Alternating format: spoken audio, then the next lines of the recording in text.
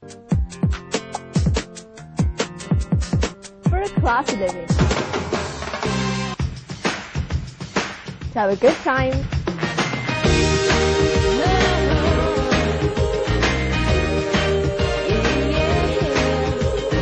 And to look great.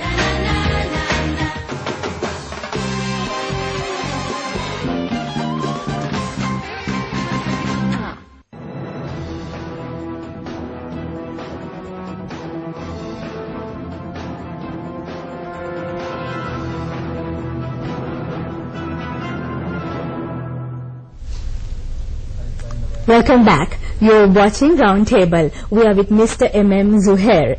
And now we just touched upon very important issues. Especially we spoke about the two manifestos focusing on the stability of the government and the implications it can have on the business community. Especially when we spoke about the retired general's manifesto, we were referring to the abolition of the executive presidency. And then structurally how it can have a destabilizing effect on the government and also the presence of the JVP, and the only fact that they have agreed, JVP and UNP, is the abolition of executive presidency. So in that context, the over-reliance of small parties and the wanting to have a huge cabinet, which will also incur a lot of expenditure. These are the issues that Mr. M.Zuhair touched on, and also he brought our attention on what is proposed in the manifesto of His Excellency President Mahinda Rajapaksa, where he has said that the presidency would be more accountable to the judiciary. That is the additional feature,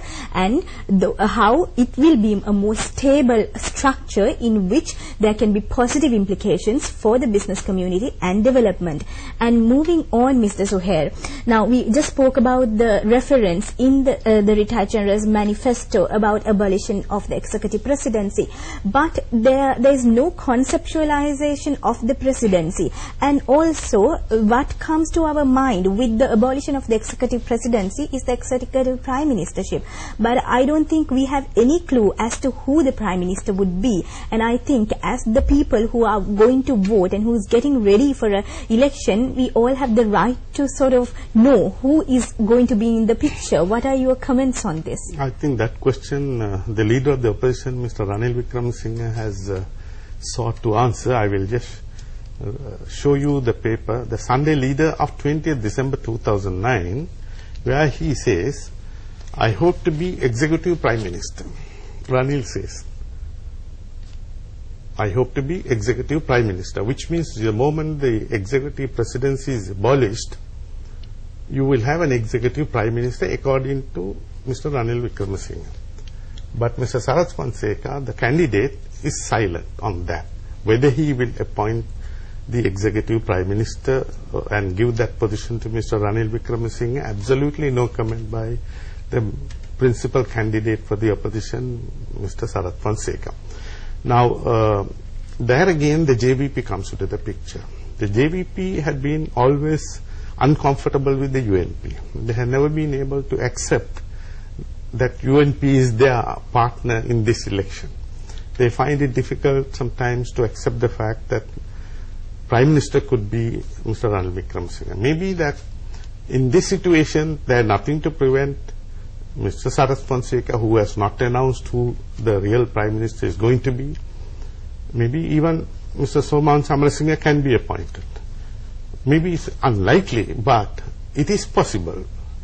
In order to ensure that there is no doubt about this, it is very important that Mr. Sarath Fonseka announces to the country who is going to be the next Prime Minister, the Executive Prime Minister, who will exercise all those powers that the present Executive President, once abolished, is going to exercise.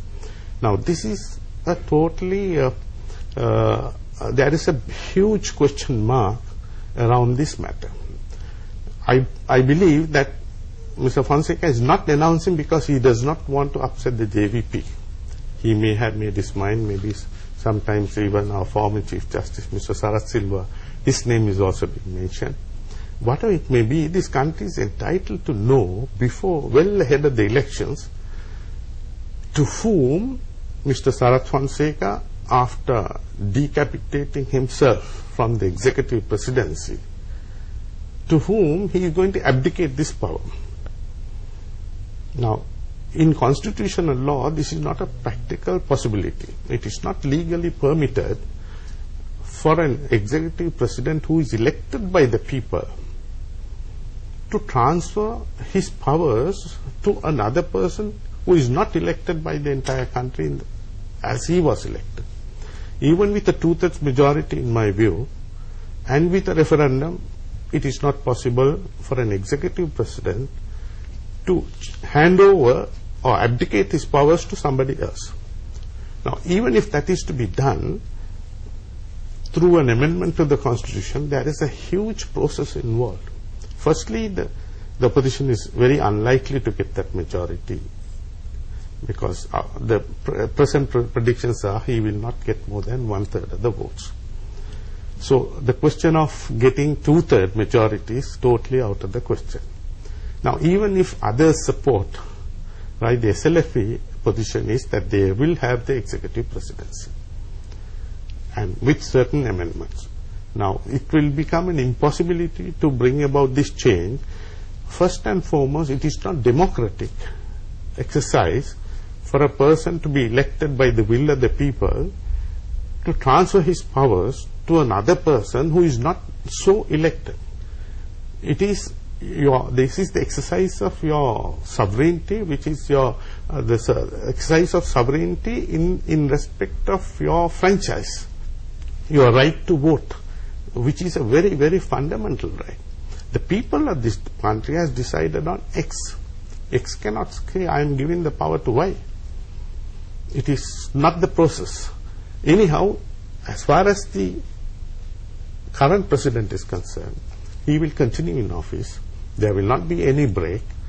The country will go smoothly without any hiccups in between. But if you have a change, you are inviting trouble, because once again you are going to elect someone who is not going to stay in that post. He will be at maximum a ceremonial president, or he might, as in one of the interviews he had it was stated that he will be a bribery commissioner, prosecuting people with regard to corruption. Maybe there are allegations against him also, which has not been answered by him. That's a different matter. But I am only considering the issue of stability as from the point of view of who will be the next executive prime minister. Now, that remains unanswered. Mr. Sarath Fonseca has an obligation by the voters of this country to announce well ahead of time whom he is going to appoint as the next prime minister. People should know if appointing a prime minister is not a small thing. In the normal course of events, he would have been a prime minister under the president, with the executive powers being exercised by the president. It does not make much of a difference. But if you are going to abolish the executive presidency, give away all these powers to an executive prime minister, and that person who is going to hold that position is not known, I think we are in a very, very serious situation. There will be total anarchy in this country, and it will lead to confusion, and people will find that can be the scenario for certain other developments. And Mr. Zuhair, taking it from there, I also recall, like, when the retired general, he was actually giving an interview to an Indian magazine. It was Outlook, and he said that one of the, I think not one of the reasons, what was said was that the reason that led to his resignation, according to that particular interview, was that he was very unsatisfied by the president not wanting to expand the army after the war ended. So he has basically said that he was disgusted by the insistence of the president to stop the recruitment of the army. This was in a post-conflict era.